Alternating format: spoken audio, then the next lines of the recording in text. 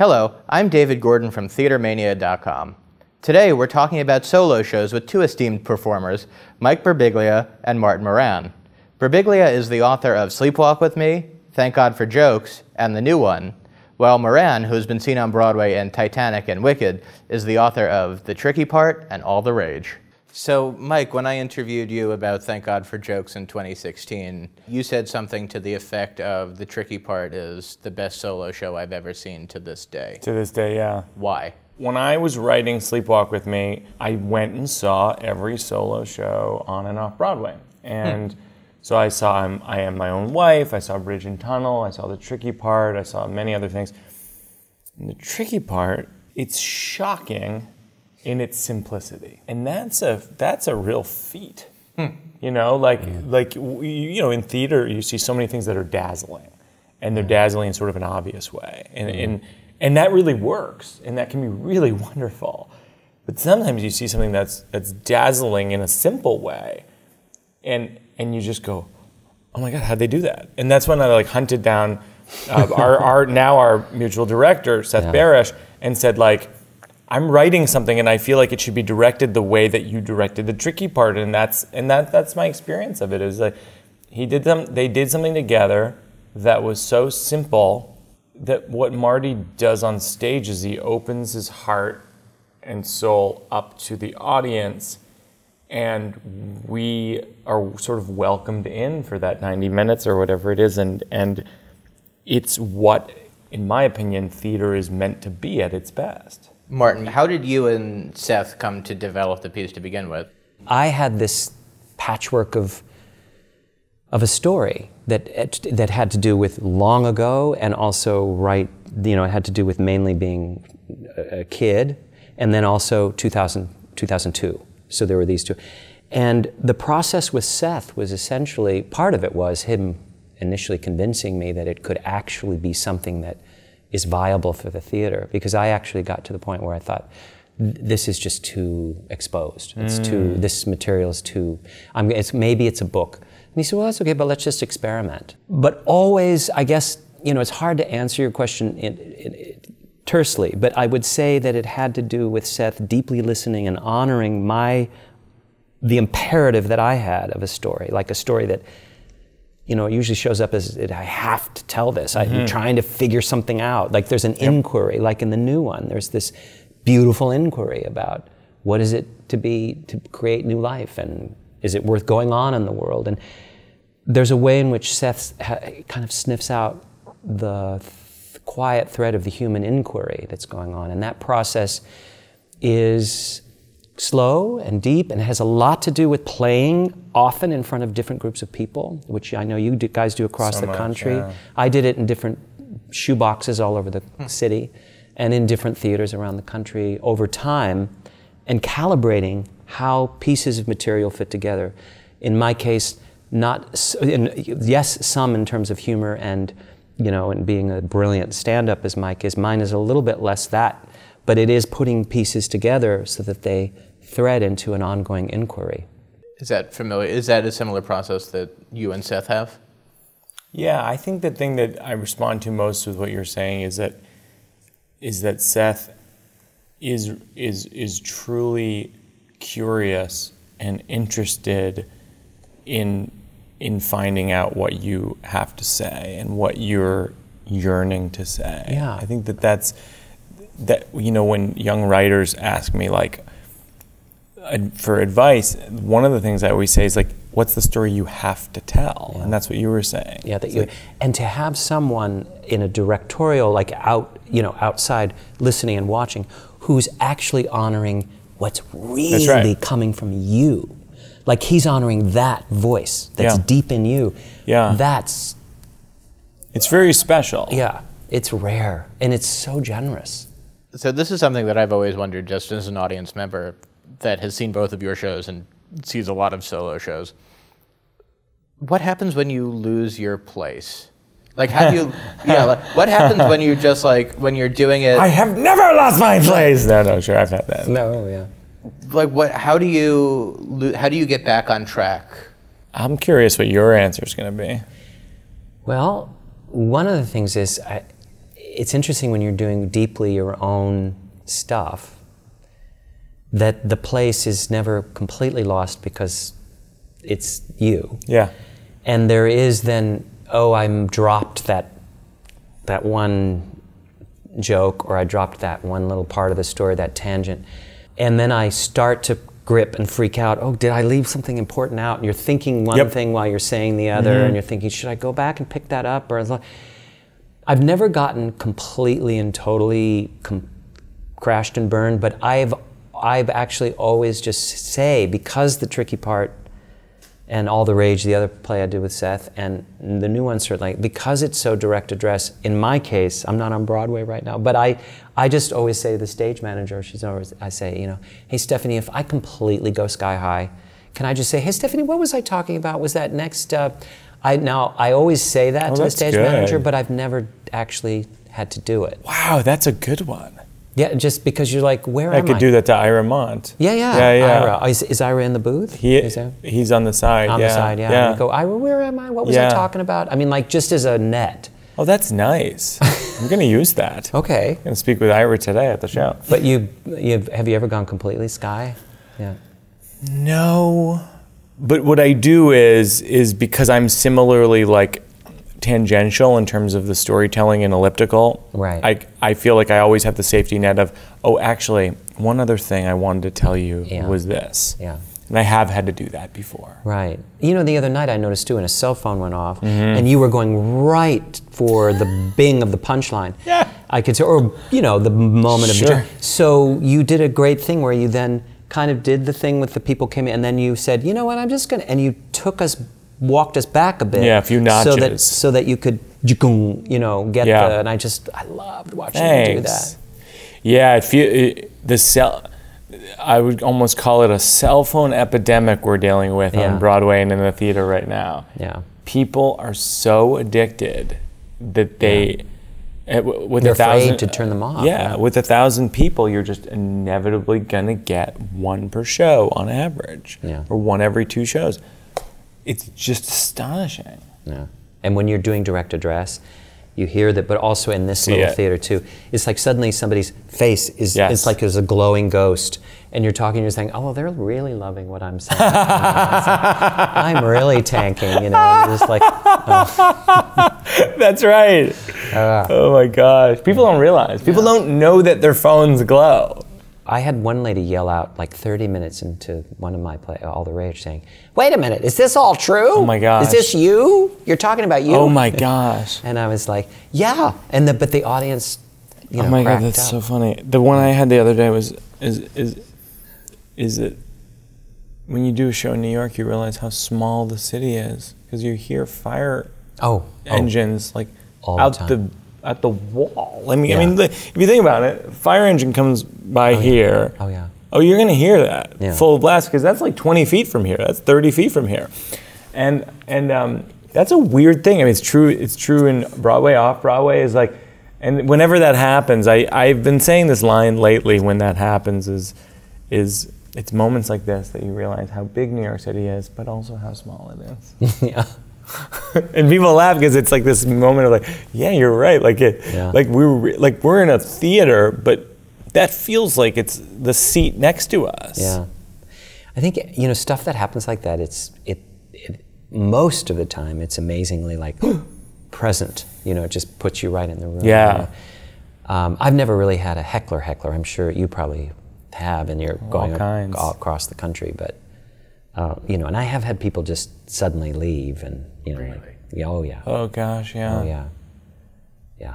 And you can see it in a theater like this. Yep. Yeah. And you know, I hear the voice of my therapist, which is, you're doing your job, and it's none of your business what's going on with them. It's okay. That's what's funny about Broadway, though, is with 1,000 people, there's bound to be about 5 people who came to the wrong show. They made a mistake. And they realize it about 10 minutes in. Yeah, like, you're looking at them, because you can see about the first 3-4 rows, and you go like, oh, these poor people, and they're looking at me going, this poor guy. And we both know that they messed up, and there's nothing that anyone can do about it. And you're like, oh no, they don't know what jokes are. But that's statistically bound to happen, right? 5 in 1,000, don't know what jokes are? And then jokes without laughter are just like weird, mean things you're shouting at people. It's true. Jokes without laughter are a debacle. Right. Uncomfortable moment times 10. He thinks that we should kill all children? This is the worst play I've ever seen. Let's go, Harvey. Yeah. What have you learned from doing solo shows? As performers, what have you learned? How have you grown? One of the things that comes to mind that is feel like a lifelong lesson is it puts you in profound relationship with your ego in the sense of what is my story and what is the human story in a sense. And I don't mean to sound like oogly boogly, but I have struggled a lot to feel a sense of shame and exposure and why am I talking about me and these things, these difficult things in my life, and people are like, how can he talk about, how? And the longer I've done it, I guess the thing I've learned and I'm grateful for is these moments of grace where I really claim and know that there is a calling and a service in the work of telling stories. And that, as one great poet I know said, we're not so much made of molecules as we are made of stories. And when you can experience that, and all the grunting work and the struggle to have the skill that you have to do that so gracefully, and sometimes, and I feel like, I've begun to gain that skill in a certain way, then you think, well, there's, it's a way of moving toward love in the world. Yeah, I think that's really profound. There's this, I think it was from Born Standing Up, where Steve Martin said, I was pretending to be a comedian, they were pretending to be an audience. Right, yes. And like, I think that there's part of that in the whole thing, which is what I've learned over the years is like, it is about we. Yeah. It's about we're all in the room, and we're all putting our phones away, and we're not thinking about the news. Seth and I, at a certain point, we had this great joke that references in a loose way the current president, and at a certain point, just go, no, just get that out. It's a big laugh. Let's not bring it in the room. Let's not bring that in.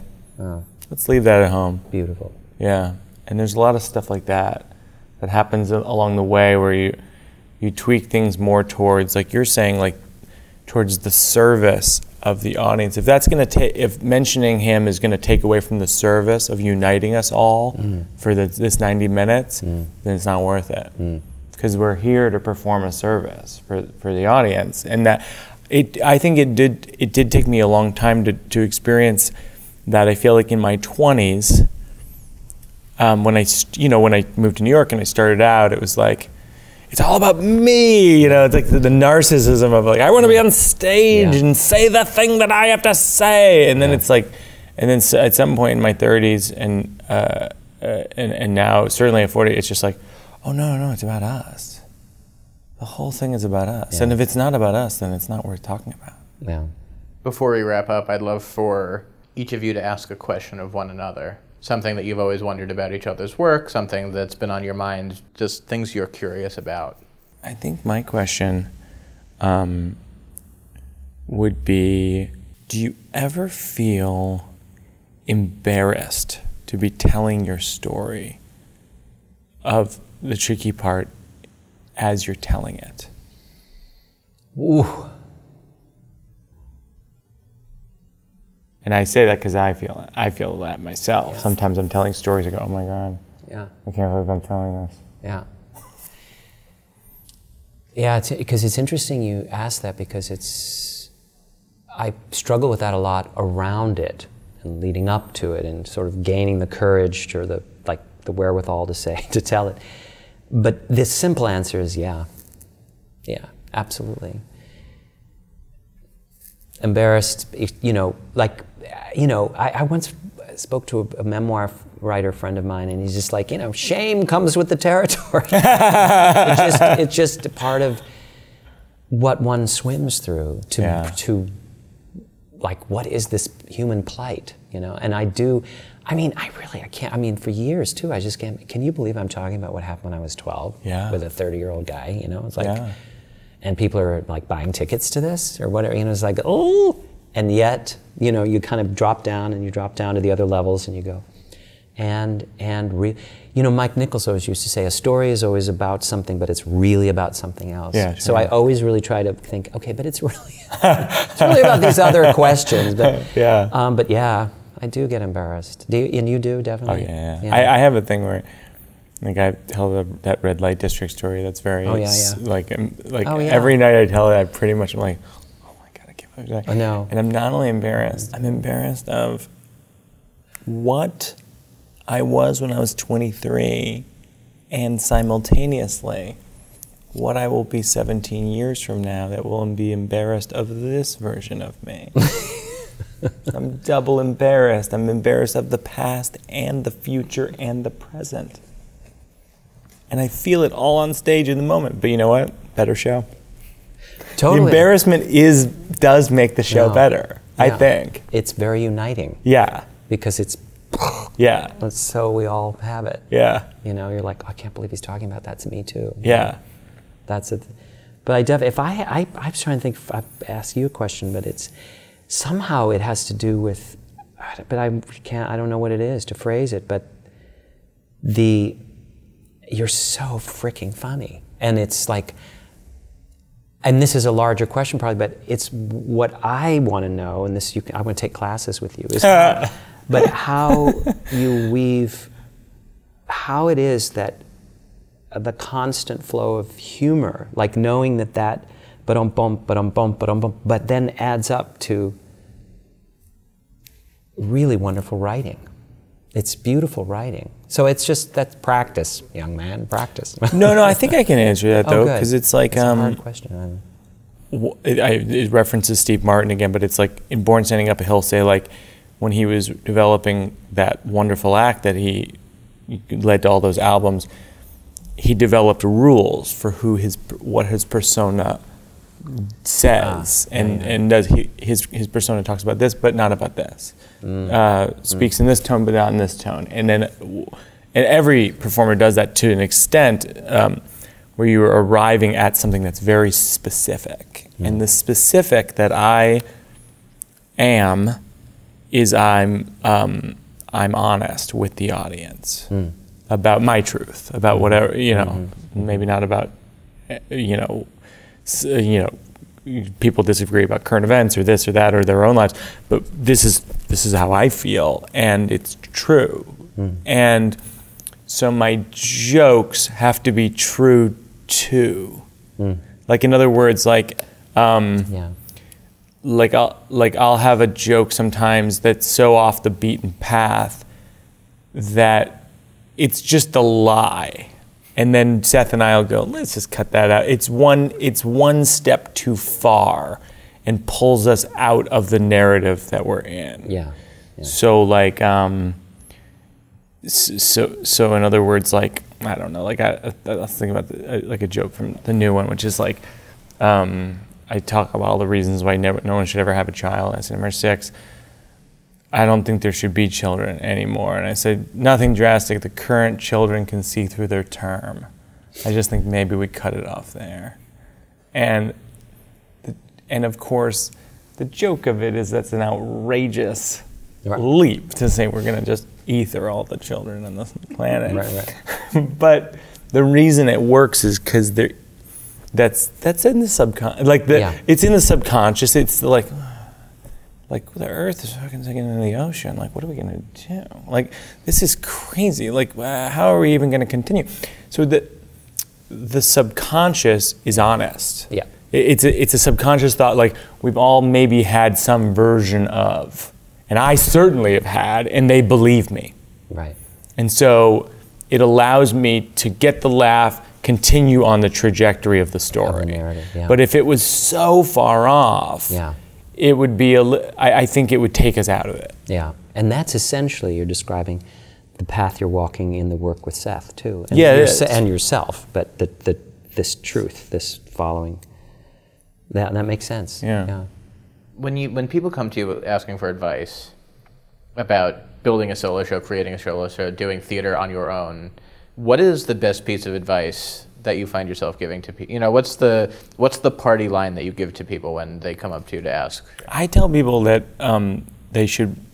that if you're writing solo autobiographical work, you should be telling secrets to the audience. Because if you're not telling secrets, then why are they there? Because I think it's connected in some ways to what I often find myself saying, because there's so many things you could say, but one of the things that I say is, from the get-go, be on the hunt for the fire of the inquiry. Like, what is it that you're trying to answer?